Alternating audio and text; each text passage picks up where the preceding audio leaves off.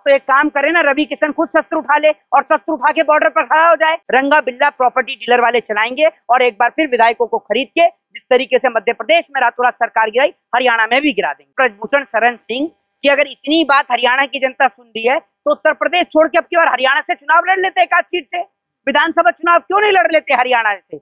और कंगना रनावत की अगर इतने सुन रहे हरियाणा के लोग तो एक आध सीट विधानसभा की इनको ही देते कंगना रनावत को। मैं कह रहा हूँ इन दोनों की जमानत जब्त हो जाती। आपसे ये कह रहा हूँ हरियाणा के अंदर भारतीय जनता पार्टी की जमानत जब्त होने वाली है, ये बात आप मुझसे लिख के ले लीजिए। देखिए एक बात मैं आपको बता देता हूँ, जिस तरीके से देश के अंदर बड़ा एक मुद्दा है, हरियाणा के अंदर एक बड़ा मुद्दा है और बल्कि पूरे देश का ये मुद्दा है, महंगाई और बेरोजगारी का मुद्दा एक सबसे बड़ा मुद्दा है, जिस मुद्दे को भारतीय जनता पार्टी नजरअंदाज करने का काम करती है। या तो भारतीय जनता पार्टी हिंदू मुसलमान पे राजनीति करती है या मंदिर और मस्जिदों के नाम पर राजनीति करती है। लेकिन हरियाणा की जनता इतनी समझदार हो गई है कि उसको समझ में आ गया है कि 10 साल के अंदर, पिछले 10 साल में हमारे बच्चों का फ्यूचर, उनका करियर सब गर्त में जा चुका है। हरियाणा भारत का पहले नंबर का राज्य है जो बेरोजगारी में नंबर 1 है। शायद आपको ये बात भी नहीं पता होगी कि हरियाणा से सबसे ज्यादा महिलाएं लापता हैं। आपको एक बात बता दूं, लेकिन वहां के मुख्यमंत्री महिलाओं को ढूंढने में और नौजवानों को रोजगार दिलाने में दोनों ही कार्यों में असफल रहे हैं। और जिस तरीके से हरियाणा के नूह में के मेवात में दंगे भड़काने की भी कोशिश करी थी वो आपने देखा था। उसके बाद जो किसानों की, जाटों की जो महापंचायत हुई, जाट और किसान सब एक हुए, मुस्लिम हिंदू सिख ईसाई सब एक साथ हुए, जिस कारण हरियाणा के अंदर दंगे रुके। आपको एक बात बता दूं, भारतीय जनता पार्टी हरियाणा के अंदर चुनाव लड़ने के लिए कोई मुद्दा नहीं ढूंढ पा रही है, क्योंकि बीजेपी के मुद्दे एजुकेशन, हेल्थ और डेवलपमेंट तो है नहीं। आप मुझे बता दीजिए कि कब देश के प्रधानमंत्री खड़े होकर शिक्षा पे चर्चा करते हैं, कब देश के प्रधानमंत्री एजुकेशन पे, डेवलपमेंट पे चर्चा करते हैं, हेल्थ पे चर्चा करते हैं। प्रधानमंत्री की जो चर्चा होती है या तो कांग्रेस को लेकर होती है या विपक्ष को लेकर होती है या नेहरू को लेकर होती है, बस इसी चीज को लेकर प्रधानमंत्री की चर्चा होती है। प्रधानमंत्री ये नहीं बताते कि उन्होंने क्या काम किया है। पिछले 10 साल के अंदर हरियाणा के अंदर भारतीय जनता पार्टी की सरकार है, कोई मुझे बता दे हरियाणा का बीजेपी का नेता कि हरियाणा के लिए ये काम हुआ है या किसानों को ये सुविधा मिली है। खट्टर कहते रहे विकास ही विकास हुआ है, 9.5 साल मैंने किया, 5 महीने से। मैं वही तो बता रहा हूँ, अगर विकास हुआ, खट्टर जी विकास हुआ या नहीं हुआ ये तो मुझे पता नहीं। अगर विकास हुआ होता तो मुझे तो लगता नहीं है कि आपको हटाने की जरूरत पड़ती। अगर कोई आदमी विकास कर रहा है तो उसको हटाने की जरूरत तो पड़ती नहीं। तो ये बात तो बीजेपी को खुद भी नजर आई, तभी तो मनोहर लाल खट्टारा को, माफ कीजिएगा खट्टर को, मनोहर लाल खट्टर जी को हटाया गया वहां से और उनकी जगह सैनी साहब को लेकर आया गया। लेकिन मैं आपको बताता रहा हूँ, एक कहावत है कि चोर चोर मौसेरे भाई, वही मैं आपको बता रहा हूँ। आप भले ही मुख्यमंत्री के कितने भी चेहरे हरियाणा में चेंज कर लीजिए, हरियाणा की स्थिति में कोई सुधार नहीं आ सकता। ये बात मैं आपको बता दूं, हरियाणा के किसान के ऊपर क्या क्या टिप्पणी की गई वो पूरे देश ने देखा, हरियाणा के नहीं पूरे देश के किसानों पर। मोदी लहर चल रहा है सर हरियाणा में। जी मोदी लहर, आप एक बात मुझे बताइए, इसको अगर मोदी लहर कहते हैं तो ये मोदी लहर आपको सारे देश में देखने को मिलेगी। अभी गांव के अंदर जो है बीजेपी के नेताओं को घुसने नहीं दिया जा रहा, वो वोट मांगना तो दूर की बात, घुसने नहीं दिया जा रहा। जो स्थिति इनकी पंजाब में हुई, अब पंजाब से लगे हरियाणा के अंदर में भी वही इनकी स्थिति हो रही है। और आपको बता दूं आने वाले वक्त में महाराष्ट्र के चुनाव में भी इनकी यही स्थिति होगी, दिल्ली में भी इनकी यही स्थिति होगी। ये लाख और अनेक कोशिश और प्रयास कर लें कि हिंदू मुसलमान के जरिए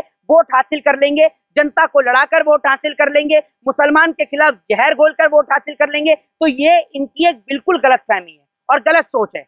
पहलवान विनेश फोगाट भी चुनाव लड़ रही है, ब्रजभूषण कह रहे हैं, कंगना भी कह रही है, जा रहे हैं प्रचार करने उनके खिलाफ में। हाँ तो एक बात मुझे बताइए ना, ब्रजभूषण शरण सिंह की अगर इतनी बात हरियाणा की जनता सुन रही है तो उत्तर प्रदेश छोड़ के अब की बार हरियाणा से चुनाव लड़ लेते, एक आध सीट से विधानसभा चुनाव क्यों नहीं लड़ लेते हरियाणा से।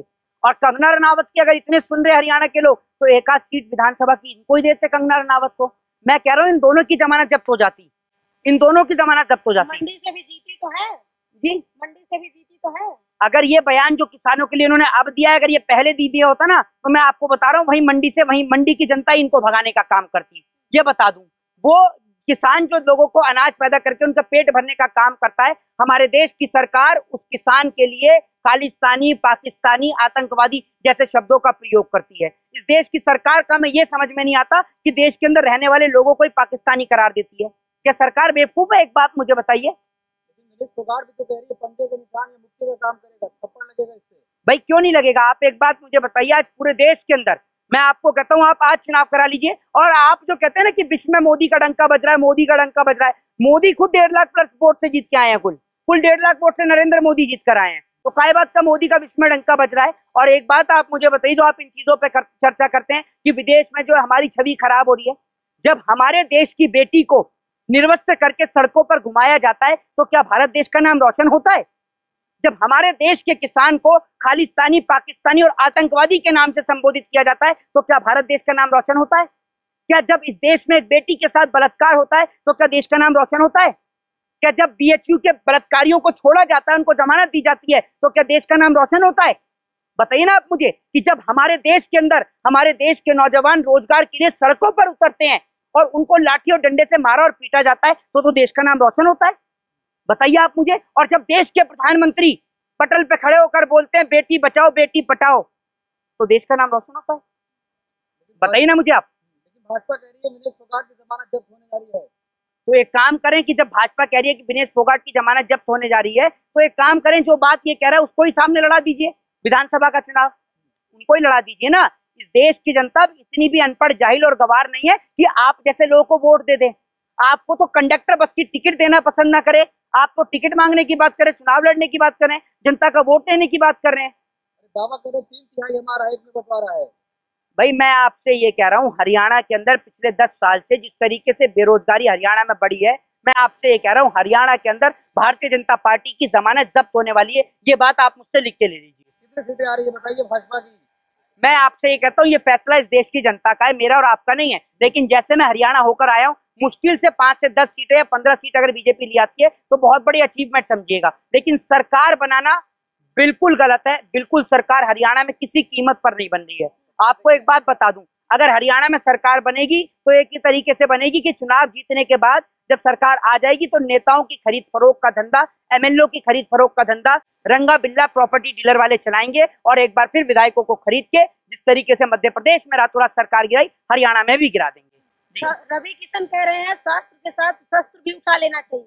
हाँ तो एक काम करे ना, रवि किशन खुद शस्त्र उठा ले और शस्त्र उठा के बॉर्डर पर खड़ा हो जाए। क्यों लोकसभा में बैठा हुआ है? ये जनता के बच्चों को जो है बरगलाने का काम करते हैं। अमित शाह का बेटा जैसा ये क्यों नहीं उठाता शस्त्र? शस्त्र उठाने के ठेके हम नहीं ले लिए हैं? ये उठाएं, शस्त्र उठा के बॉर्डर पर जाएं और ये बताएंगे रवि किशन कि हम शस्त्र उठाएं या अस्त्र उठाएं। हैं खुद लोकसभा से वो दे दे त्याग पत्र और त्याग पत्र देकर पहुंच जाए बॉर्डर पर, उठा ले शस्त्र। कोई मना कर रहा है इसको शस्त्र उठाने से? उठाता क्यों नहीं है? उठा ले। जनता पसंद करती है, किस बिहार पर पसंद करती है? कि एक अच्छे नेता इसलिए जनता पसंद करती है, ये नाचने गाने का काम करते हैं इसलिए जनता पसंद करती है। एक बात आप मुझे बताओ ना, बताओ आप मुझे, एक अगर प्रैक्टिकली बात बोलूं तो जनता पसंद तो सनी लियोन को भी करती है। तो ये थोड़ी कि उसको चुनाव लड़ा के चुनाव जिता देंगे। आप मुझे बताइए ना, फिर आप कहेंगे कि मैं ऐसे शब्दों का प्रयोग कर रहा हूं। मैं तो आपसे एक बात कर रहा हूं, एज ए एक्टर आप देखें तो लोग सलमान खान को भी पसंद करते हैं, शाहरुख खान को भी पसंद करते हैं, भाई बहुत सारे एक्टरों को पसंद करते हैं। तो इसका मतलब ये थोड़ी है कि सबको लोकसभा, राज्यसभा, विधानसभा भेज दो। भाई जो व्यक्ति उसके काबिलियत रखता है, काबिलियत रखता है। अब सलमान खान सबको फिल्मों में अच्छे लगते हैं तो लोग फिल्म में उनको देखना पसंद करते हैं। जी भाई मोदी जी को तो पूरा देश में कोई पसंद नहीं करता। आप मुझे बता दीजिए ना किसे? अब ये क्या पता है किसी को कि मोदी जी को असली में जनता ने वोट दिया या बेईमानी के दम पर जीते हैं? ये भी तो नहीं पता, क्योंकि हमने तो अपनी आंखों से चंडीगढ़ का मेयर का चुनाव देखा था। जब एक छोटे से मेयर का चुनाव जीतने की औकात भाजपा की नहीं है तो लोकसभा कहां से जीतेगी? मुझे तो लगता है बेईमानी के दम पर ही जीती हुई है। लेकिन आप कह रहे हैं जमानत जब्त होगी, मीडिया सर्वे कह रहे हैं कांग्रेस कहीं नहीं है पूरे हरियाणा में, पिछड़ रही है। अरे तो मीडिया किसको दिखाएगी? मीडिया, एक बात आप मुझे बताइए, एक बच्चा कभी अपने बाप की बुराई कर सकता है? बताइए आप मुझे, कर सकता है क्या? तो वही आदत है मीडिया की। तो मीडिया के पिताजी कौन है? मीडिया, अब मैं आपको बता दूं, मीडिया तमाम मीडिया की, मैं गोदी मीडिया की बात कर रहा हूँ जो सरकार की गुलामी करती है। उसमें आप अपने आप को इंक्लूडेड ना करें। और वो जो तमाम निष्पक्ष पत्रकार जो जनता की आवाज को उठाने का काम करते हैं उनके लिए नहीं कह रहा मैं उसकी बात कर रहा हूँ। वो गोदी मीडिया जो ये कहती है कि नरेंद्र मोदी हर जगह आ रहे हैं, तो वो मोदी के खिलाफ तो दिखाई नहीं सकती है। सीधी सी बात है जी। अरे चमकता हुआ अगर हरियाणा दिख रहा होता तो वहां के नौजवानों से जाकर पूछिए कि क्यों वो बेरोजगारी से जूझ रहे हैं। बताइए ना आप मुझे, क्यों जूझ रहे हैं बेरोजगारी से? आप इस बात को डिनाई करें, मेरे को लाके दिखाएं प्रूफ कि हरियाणा में बेरोजगारी नहीं है। बताइए ना आप मुझे, सबसे ज्यादा बेरोजगारी हरियाणा में, सबसे ज्यादा बेरोजगार युवा जो है वो हरियाणा में घूम रहे हैं, उस पर आप मना कर देंगे? 10 साल से सरकार है सर। हाँ तो 10 साल से सरकार है, तभी तो अभी एक बार और मौका दे देंगे ना तो हरियाणा की जनता को ये समझ लो बेचने में कोई कसर नहीं छोड़ेगा ये आदमी। देख के छोड़ देगा हरियाणा की जनता भूषण कह रहे हैं कि दिनेश पहले से ये चाल थी कांग्रेस की, उन्हें चुनाव लड़ना था, ये नौटंकी थी धरना प्रदर्शन। अच्छा, ये तो शतरंज चल रही है ना, या चालें चल रही हैं, है ना। आप ही एक सत्यवादी हरिश्चंद्र, बाकी तो सारे के सारे झूठे हैं। एक आप ही सत्य हैं। अगर आप ही इतने सत्य हैं तो विनेश फोगाट के सामने आप ही चुनाव लड़ लीजिए। अगर आपको इतना ही पता है विनेश फोगाट का, वो विनेश फोगाट जो वहां पर, ये भी कह देंगे, ये तो ये भी कह सकते हैं कि ये भी प्री प्लान था, इसने अपना वेट खुद ही बढ़ाया था वहां से, जो है ओलंपिक से हारकर यहाँ पर आकर चुनाव लड़ने के लिए, है ना। ये भी कह दीजिए आप। चल रहा है, आपस में लड़ाई चल रही है कांग्रेस की, संजय जी का बन नहीं रहा। अच्छा, तो एक बात आप मुझे बताइए, भाजपा में तो बहुत अच्छी बन रही है। भाजपा में भी तो योगी आदित्यनाथ की और नरेंद्र मोदी की नहीं बनती, आरएसएस की भी नहीं बन रही अभी, तो उसके लिए तो कभी आपने चर्चा नहीं करी। लेकिन आपको एक बात बता दूं, रणदीप सिंह सुरजेवाला हो, हुड्डा जी हो, चाहे फिर वो आपका कुमारी शैलजा हो, हैं तो तीनों सब कांग्रेस के ही। जो वोट डलेगा तो कांग्रेस को ही तो डलेगा या अलग अलग पार्टियों को डलेगा, ये तो आप मुझे बताइए। तो ये तो सिर्फ कहने की बात है, कांग्रेस के वोट का पोलराइजेशन करने की बात है। बाकी हरियाणा की जनता का एक ही निशान है, एक ही जगह पर हरियाणा की जनता को वोट डालना है इस बार, ताकि वो अपने बच्चों का भविष्य बचा सके। सालों तक किसान आंदोलन चला, उसका असर होगा कि नहीं चुनाव में? क्यों नहीं होगा। और आप, ये मैं एक बात को आपको बता रहा हूँ, चलिए एक बार को किसान आंदोलन की आप बात कर रहे हैं, लेकिन क्या हरियाणा की जनता ये भी भूल जाएगी कि अभी कंगना रनावत ने किसानों के लिए कैसे शब्दों का इस्तेमाल किया? बताइए ना आप मुझे। जिस महिला को देश के अन्नदाता, देश के किसान से बात करने की तमीज नहीं है कि उनके लिए कैसे और किस प्रकार के शब्दों का प्रयोग किया जाता है। देश का दुर्भाग्य है कि वो महिला इस देश की पार्लियामेंट में बैठती है। जय हिंद, जय भारत, वंदे मातरम। नेशनल दस्तक की आपसे गुजारिश है कि अगर इसको बचाना चाहते हैं तो नेशनल दस्तक को सब्सक्राइब करने के लिए रेड कलर के सब्सक्राइब बटन को दबाएं, फिर बेल आइकन की घंटी दबाएं। नेशनल दस्तक को बचाने के लिए बहुत जरूरी है कि हर खबर को शेयर करें, लाइक करें, कमेंट जरूर करें।